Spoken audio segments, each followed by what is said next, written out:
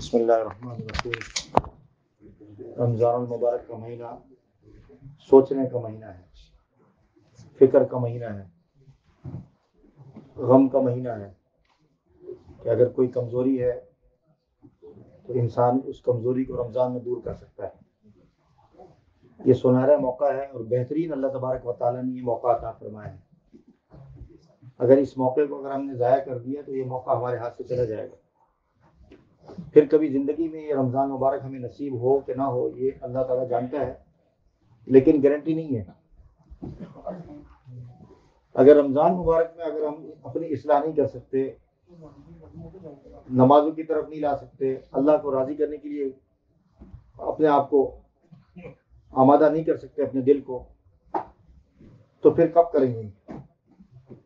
رمضان المبارک کا مہینہ اللہ تبارک و تعالیٰ نے اپنے ساتھ دل لگانے کے لیے دیا ہے۔ کیا مطلب اپنے ساتھ دل لگانے کے لیے دیا؟ کہ سب کچھ چھوڑ کے اللہ کے ساتھ اللہ کو راضی کرنا ہے۔ جب رمضان مبارک میں اللہ تبارک و تعالیٰ کو راضی کر لیں گے، ان کے ساتھ دل لگا لیں گے، تو دنیا کی کوئی چیز اس کے سامنے کچھ نہیں ہوگی، سب ہیچ ہو جائے گی۔ رمضان مبارک کا مہینہ اللہ تبارک و تعالیٰ نے اپنے آپ کو راضی کرنے کے لیے دیا ہے کہ اللہ تعالیٰ ہم سے راضی ہو جائے۔ اگر اللہ تعالیٰ راضی ہو جائے تو دنیا ساری ناراض رہے، اس سے کوئی فرق نہیں پڑتا۔ تو یہ انسان رمضان مبارک میں اگر کوتاہی کرے اور پھر یہ رمضان گزر جائے اور پھر اگلا رمضان اس کو نصیب نہ ہو، یہ تو بڑی فکر کی بات ہے۔ کسی کی کوئی گارنٹی نہیں ہے۔ آج دیکھ لیں کتنی خبریں آ رہی ہیں، آج یہ چلے گئے، کل وہ چلے گئے، پرسوں وہ چلے گئے، ماضی کے اندر کتنے لوگ چلے گئے، آگے کتنے لوگ چلے جائیں گے۔ اور یہ سوچنا کہ جی میں بڑھاپے میں جاؤں گا، تھوڑا سا بڑا ہو جاؤں گا، پھر یہ نماز پڑھوں گا، پھر عبادت کروں گا، پھر حج کروں گا، پھر یہ اعمال کو بجا لاؤں گا، پھر اللہ کو راضی کروں گا، تو یہ جوانی کی گارنٹی اللہ تعالیٰ نے نہیں دی ہے، بڑھاپے کی گارنٹی نہیں دی ہے۔ ہم یہ انتظار کریں کہ ہمیں بڑھاپا نصیب ہو جائے تو بہت مشکل بات ہے، بہت غفلت کی بات ہے کہ بڑھاپے کے اندر یہ چیز ہمیں نصیب ہو جائے، بے وقوفی کی بات ہے۔ اور بڑھاپا اگر آپ کو مل جائے تو پھر آپ کو 11 نمبر کا گلاس لگا اور قرآن کریم پڑھو تو وہ قرآن کریم جو آپ جوانی کے اندر پڑھتے تھے وہ مزہ آئے گا آپ کو؟ مجھے بتائیں کتنی مشکل ہوگی آپ کو 11 نمبر کا گلاس لگا کے آپ قرآن کریم کی تلاوت کریں، اور آپ اللہ تبارک و تعالیٰ نے آپ کو صحت مند آنکھیں دی ہیں اس وقت، اور آپ آرام سے رکوع بھی کر سکتے ہیں، سجدہ بھی کر سکتے ہیں، سکون کے ساتھ نماز میں بیٹھ بھی سکتے ہیں۔ یہ نماز پڑھنا آپ مجھے بتائیں اللہ تعالیٰ کو پسند آئے گا یا وہ نماز پڑھنا آپ کو پسند آئے گا؟ بڑھاپے کی نماز بھی پسند آئے گی جب اللہ تعالیٰ نے آپ کو جوانی میں نماز پڑھنے کی توفیق عطا فرمائی، تو اس وقت کی جو نماز ہے اللہ تعالیٰ کو زیادہ پسند آئے گی کہ دیکھو جوانی میں بھی پڑھتا تھا اور اب بڑھاپا آ گیا اس کو بھی نہیں چھوڑا۔ لیکن جس بندے نے جوانی کے اندر نماز نہیں پڑھی اور بڑھاپے میں وہ کوشش کر رہا ہے تو نماز تو اس کی ادا ہو جائے گی، لیکن وہ حسن پیدا نہیں ہوگا، اللہ تعالیٰ اس طرح خوش نہیں ہوں گے۔ آپ اپنے گھر والے جو آپ کے گھر والے آپ کو کہتے ہیں کہ گوشت لے کے آؤ، تو کیا کہتے ہیں آپ کو؟ یا بکرا بازار میں خریدنے جاتے ہیں پاکستان میں، بقرعید میں کتنے دانت کا لے کے آتے ہیں؟ ہاں کہتے ہیں نا 2 دانت کا لے کے آنا، جوان بکرا لے کے آنا، اچھا گوشت، تگڑے گوشت والے لے کے آنا، اور وہ اللہ تعالیٰ کو پسند بھی ہے۔ یہ تو نہیں کہتے کہ بڈھا لے کے آنا، بڈھا جو ہے وہ سانڈ لے کے آنا، وہ تو نہیں کہتا۔ وہاں گوشت کی بابت تو اور گوشت سے متعلق تو ہم بڑے کیا کہتے ہیں خیر ہوتے ہیں، اور بڑی ہم لوگ اس میں ہوش مندی سے کام لیتے ہیں، لیکن اپنی جوانی کو ہم کہتے ہیں نہیں، ہم اپنی جوانی نہیں، ہم اعمال جو ہے وہ نماز، روزہ، زکوٰۃ، حج، عمرہ، عبادت جو ہے وہ ہم بڑھاپے میں کریں گے۔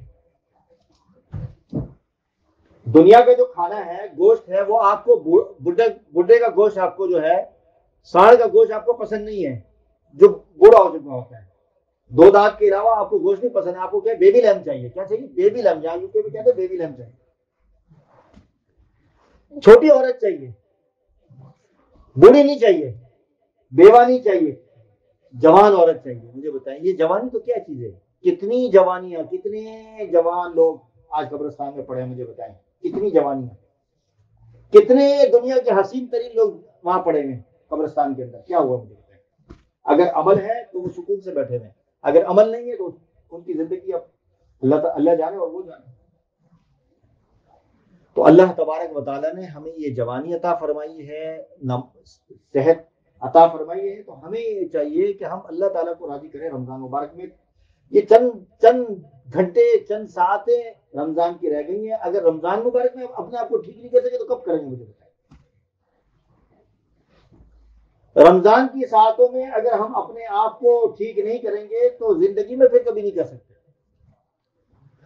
تھوڑا سا جبر کرنا پڑے گا, تھوڑا سا اپنے آپ کو عادت ڈالنی پڑے گی رمضان میں کہ بھائی رمضان میں نے 5 وقت با جماعت تکبیر اولیٰ کے ساتھ نماز پڑھنی ہے. رمضان المبارک میں داڑھی نہیں کاٹنی مجھے. رمضان المبارک میں کوشش کرنا ہے کہ جھوٹ نہیں بولنا. رمضان المبارک میں حلال کھانا کھانا ہے. یہ جتنے جو برائیاں ہیں رمضان المبارک میں, مجھے بتائیں کہ اللہ کے علاوہ کوئی ہمیں گائیڈ کر سکتا ہے جو حضور صلی اللہ علیہ وسلم کے ذریعے بہترین ہمیں نظام عطا فرمائے. دنیا کا کوئی شخص ہمیں, میں بھی, دنیا کا کوئی انسان گائیڈ نہیں کر سکتا. یہ جو باتیں کہی جا رہی ہیں اللہ رسول کی باتیں, اللہ ہمیں بتا رہے ہیں, اللہ ہمیں سکھا رہے ہیں, اللہ کے رسول بتا رہے ہیں, یہ اللہ تعالیٰ ہمیں راستہ بتا رہے ہیں. دنیا ہمیں کہتی ہے نا ہم سے لے لو گائیڈ, نہیں, اللہ تعالیٰ ہمیں بتا رہے ہیں, اللہ تعالیٰ سکھا رہے ہیں کہ یہ کر لو. اللہ کے بنائے ہوئے قانون کو ماننا ہے. دنیا کے قانون کو اگر آپ مانیں گے تو وہ آپ جبری طور پر مانیں گے, وہ انفورس کر رہے ہیں اس لیے آپ مان رہے ہیں. یہاں تو ہمیں آزادی دی ہے اللہ تعالیٰ نے کہ بھئی خود مختاری دی ہے اللہ تعالیٰ نے کہ تمہیں آزمائے وَهَدَيْنَاهُ النَّجْدَيْنِ فَلَنُحْيِيَنَّهُ حَيَاةً طَيِّبَةً. تمہیں اگر حیات طیبہ اچھی زندگی چاہیے, یہ زندگی ہے نا, یہ زندگی تو ختم ہو جائے گی, ابھی ختم ہو جائے گی. میں مائک سے ہٹوں اور میری زندگی ختم ہو جائے, اور مائک کے بعد ختم ہو جائے, یا صبح ختم ہو جائے, یا رات کو سوتے میں ختم ہو جائے, یہ تو اللہ تعالیٰ کو پتا ہے. اگر اچھی سکون والی زندگی چاہیے اور قبر کے اندر سکون چاہیے تو آرام سے جو اللہ تعالیٰ نے بتایا ہے سکون سے اللہ تعالیٰ کے حکم کو ماننا ہے. لیکن یہ بات ہمیں سمجھ میں نہیں آتی چونکہ وہ چیز قبر والی زندگی, وہ مردہ جانے اور مردے کا حال وہ جانے, ہمیں نظر نہیں آ رہا, اس لیے ہمارا یقین نہیں ہے. تو یہ اصل زندگی یہ نہیں ہے میرے بھائی, اصل زندگی یہ نہیں ہے جس کے لیے ہم اتنی بھاگ دوڑ کر رہے ہیں, اتنی کوششیں کر رہے ہیں. اصل زندگی کون سی ہے؟ جو مرنے کے بعد کی زندگی اور جنت والی زندگی ہے, جس کے بارے میں حضور صلی اللہ علیہ وسلم نے فرمایا.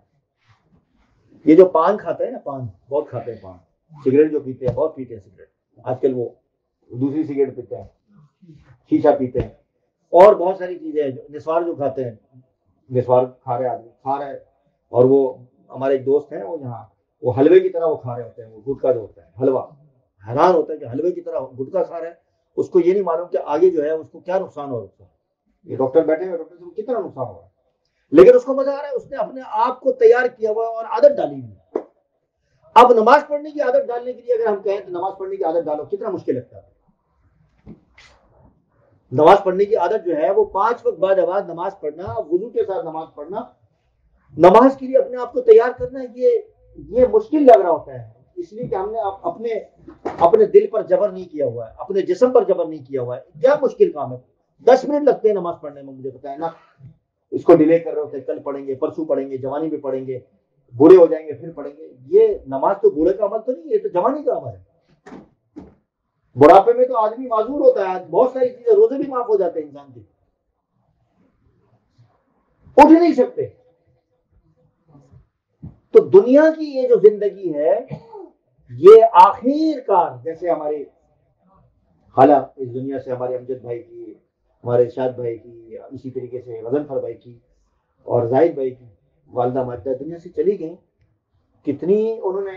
کتنے 5 ایسے جوان پیدا کیے, یہ ان کے لیے صدقہ جاریہ ہیں, یہ ان کا نیک عمل ہے, اچھا عمل ہے. اور ایسے کہ دیکھیں ماشاءاللہ, کبھی نماز نہیں چھوڑنا, کبھی کسی کی برائی نہیں کرنا, اچھے سے لوگوں کے ساتھ پیش آنا, لوگوں کی خدمت کرنا. اور ان جیسا آدمی یہاں اس معاشرے کے اندر, ایسے بلڈر, ہمارے ایسے دوست کہاں ملیں گے مجھے بتائیں. ایک دفعہ ہوتا یہ ہے کہ بلڈرز برادران جو ہوتے ہیں, لوگ جو ہے ایک ہی دفعہ شکل دیکھتے ہیں, اگلی دفعہ نہیں دیکھتے, ہوتا ہی ہے. لیکن ایسے لوگ کہاں ملیں گے. کیوں؟ یہ کیا ہے, یہ ان کی والدہ کے لیے صدقہ جاریہ ہے. اب یہ تعزیتی پروگرام, قرآن کریم کی تلاوت جو پڑھے جا رہا ہے, قرآن کریم کی جو تلاوت ہو رہی ہے, یہ صدقہ جاریہ ہے ان کے لیے. کتنے ایسے ہیں کہ اللہ معاف فرمائے، اللہ معاف فرمائے، اللہ معاف فرمائے، کہ ایسی ایسی خبریں یہاں بھی ملتی ہیں، پاکستان میں ملتی ہیں، والدہ کا انتقال ہو گیا، یار دفنا دو دفنا دو دفنا دو دفنا دو. جنازہ بھی اس کو جنازہ پڑھنے کی بھی توفیق نہیں ہوتی، وہ چونکہ ماں نے اس کو کچھ بلوا دی ہوئی ہوتی ہے، ماں کی نکلی، کیونکہ ماں کی زندگی میں خدمت نہیں کی ہوتی ہے، جنازے کی دعائیں نہیں لیتے، خدمت نہیں کرتے. اب یہ بھائی ایسے ہیں کہ دیکھیں 6 مہینے یہاں سے ان کی خدمت کے لیے جاتے ہیں، ایک بھائی جاتا ہے، پھر دوسرا آتا ہے، پھر تیسرا جاتا ہے، پھر چوتھا آتا ہے. نہ بیوی کی فکر، نہ بچوں کی فکر. مطلب یہ بہت بڑا عمل ہے اللہ تعالیٰ کے یہاں. حضرت موسیٰ علیہ السلام نے پوچھا اللہ تعالیٰ سے، کلیم اللہ تھے نا، پوچھا کہ بھائی بتاؤ، یہ بتاؤ کہ اللہ تعالیٰ سے پوچھا کہ اللہ تعالیٰ آپ یہ بتائیے کہ میرا جنت میں کون ساتھی ہوگا، جنت میں کون ساتھی ہوگا، بتائیے جنت میں کون ساتھی ہوگا. میرا پوچھتے ہیں.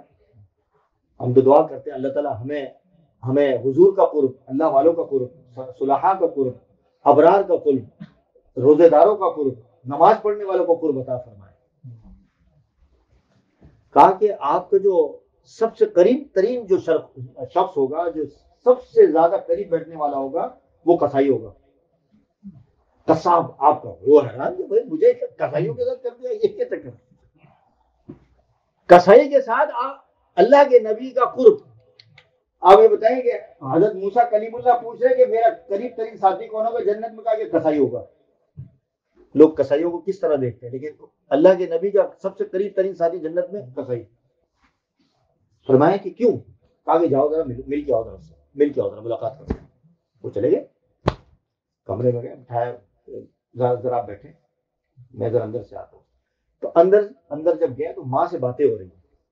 وہ کسائی ماں سے باتیں کر رہے ہیں کہ آپ کی میں کیا خدمت کروں.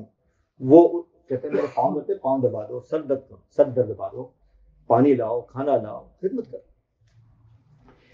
پھر وہ ماں کی آواز آتی ہے، یا اللہ، یہ جو میرا بیٹا ہے جس نے میری ساری زندگی خدمت کی ہے، صبح محنت سے اٹھتا ہے، اتنی صبح اٹھتا ہے، نماز پڑھتا ہے، نماز پڑھنے کے بعد عبادت کرتا ہے، رب کو راضی کرتا ہے، رب کو راضی کرنے کے بعد صبح سویرے چارہ ڈالتا ہے اپنے جانوروں کو، ریوڑوں کو، اس کے بعد پھر دکان کھولتا ہے، خدمت کرتا ہے، اور رات کو آ کے سب سے پہلے میری خدمت میں اس کی بخشش کرتا ہے. حضرت موسیٰ سن رہے، بولے یہ وجہ ہے، اللہ تعالیٰ نے بتایا کہ یہ وجہ ہے کہ اس ماں کی خدمت کی بدولت اللہ تعالیٰ نے اتنا بڑا درجہ عطا فرمایا کہ اس کسائی کو نبی کا قرب عطا فرمایا. اور موسیٰ کو بتایا کہ تیرا ساتھی وہ. کسائی کو تو یہ نہیں کہا، لیکن موسیٰ کو بتایا کہ جنت میں تیرا ساتھی ہوگا. خوش نصیب ہیں وہ لوگ جن کے ماں باپ جوان ہیں اور اولاد بھی جوان ہے، وہ خدمت میں لگے ہوئے ہیں. خوش نصیب ہیں وہ لوگ جن کے والدین بوڑھے ہیں، زندہ ہیں، ان کی خدمت میں اللہ تعالیٰ نے ان کو توفیق عطا فرمائی ہے. تو میرے محترم بزرگ دوستو، یہ رمضان المبارک کا مہینہ اللہ کو راضی کرنے کا مہینہ ہے. ابھی چند ساعتیں موجود ہیں بس اللہ کے سامنے. یہ ہلڑ بازیاں جو ہوتی ہیں نا ہمارے یہاں رمضان مبارک کی آخری جو راتوں کے اندر، خواتین بھی کرتی ہیں اور مرد بھی کرتے ہیں، اس سے بچنے کی کوشش کریں کہ ساری پوری جو عبادت ہے سب ضائع ہو جاتی ہے.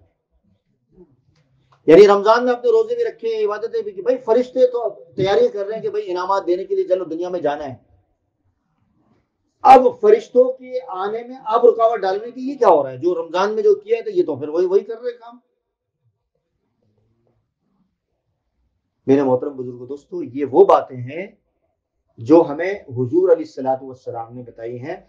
ہمیں اس لیے کیوں یقین نہیں آ رہا؟ مجھے بتائیں، یقین اس لیے نہیں آ رہا کہ ہم اپنی آنکھوں سے نہیں دیکھ رہے.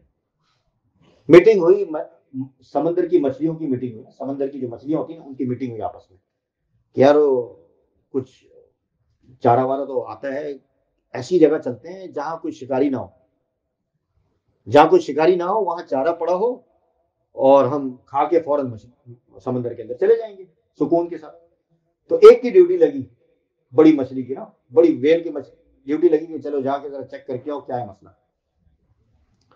تو وہ گئی اوپر، ذرا نکالا منہ اپنا، کہتا ٹھیک ہے کوئی مسئلہ نہیں، بالکل امن ہے، کوئی مسئلہ، کوئی شکاری وکاری نہیں ہے، جا کے آرام سے مزے سے اوپر چارہ وارہ کھاؤ اور سانس وانس لو، چھلانگے مارو، جس طرح وہی ہوتی ڈولفن جو ہوتی ہے، اوپر جاؤ مزے کرو، مستیاں کرو، کچھ بھی نہیں ہوگا، چلو جاؤ۔ اللہ اکبر۔ اچھا جی، دیکھ لو، تمہارے کہنے پر ہم جا رہے ہیں، یقین کر رہے ہیں۔ اب ساری مچھلیوں نے جشن منایا، چلو جی چلتے ہیں، اور اوپر شکاری بیٹھا ہوا ہے کانٹا لے کے، اور اوپر جو ہے وہ اس نے کھانا ڈالا ہوا ہے۔ اس نے کیا کیا، جیسے اوپر آئے ساری مچھلی اور وہ سارے شکاری کے شکار کے جال میں پھنس گئے۔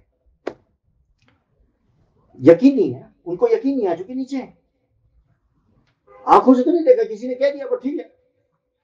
ہمارے سامنے اس سے بڑی گواہی کیا ہوگی، کیا ہے، اللہ کے نبی کو اللہ تبارک و تعالیٰ نے یہ اعزاز بخشا کہ تم میرا قرب حاصل کرو، آسمانوں پر آؤ، اور تمہیں جہنم بھی دکھائی، تمہیں جنت بھی دکھائی، مسلمانوں کی رہائش گاہیں محلات بھی دکھائے، پھر جا کے اپنے امتیوں کو بتاؤ۔ لیکن یقین نہیں آ رہا ہمیں، کیوں یقین نہیں آ رہا؟ کیونکہ ہم نے دیکھا نہیں ہے۔ لیکن ایک مومن کا اور ایک مسلمان کا کام ہے کہ اللہ کے نبی کی گواہی موجود ہے کہ جنت میں یہ ہوگا اور جہنم میں یہ ہوگا، اور یہ رمضان مبارک میں روزے جو رکھنے والے ہیں ان کے لیے یہ بشارتیں ہیں۔ میرا محترم بزرگوں، دوستو، میں آپ کو مایوس نہیں کرنا چاہتا، آخر کے اندر ایک بات عرض کر کے بات کو ختم کرتا ہوں۔ آپ نے ماشاءاللہ خوب عبادت کی ہے۔ کسی نے مجھ سے پوچھا کہ مجھے کیسے معلوم ہوگا کہ اللہ تعالیٰ مجھ سے محبت کرتے ہیں؟ ہم یہ کہتے ہیں کہ ہم محبت کرتے ہیں اللہ تعالیٰ سے، لیکن مجھے کیسے معلوم ہوگا کہ اللہ تعالیٰ آپ سے محبت کرتے ہیں یا مجھ سے محبت کرتے ہیں؟ ہے نا، آپ یہ کہتے ہیں نا کہ میں اللہ تعالیٰ سے محبت کرتا ہوں، بات ٹھیک ہے، لیکن اللہ تعالیٰ مجھ سے محبت کرنے والے بن جائیں، یہ کیسے معلوم ہوگا؟ یہ ایک سوال کیا مجھ سے، ایک بچی نے سوال کیا، اور عموماً یہ سوال ہوتا ہے کہ یار یہ میں نماز بھی پڑھتی ہوں، تہجد بھی پڑھتی ہوں، زکوٰۃ بھی دیتی ہوں، حج بھی کرتی ہوں، انسانوں کی خدمت بھی کرتی ہوں، ماں باپ کی ساری اللہ تعالیٰ کی فرما برداریاں لاتی ہوں، چھوٹی موٹی غلطیاں ہو جاتی ہیں، انسان بچے کے تقاضے، لیکن یہ جو اللہ تعالیٰ کے احکام ہے اس کو میں پورا کرنے کی کوشش کرتی ہوں۔ مجھے یہ بتائیے کہ اللہ تعالیٰ مجھ سے کیسے محبت کرتا ہے؟ تو میں نے اس سے کہا کہ اللہ تعالیٰ نے تمہیں وضو کرا کر مصلی پہ بٹھائے، یہ اس بات کی دلیل ہے کہ اللہ تبارک و تعالیٰ تم سے محبت کرتا ہے۔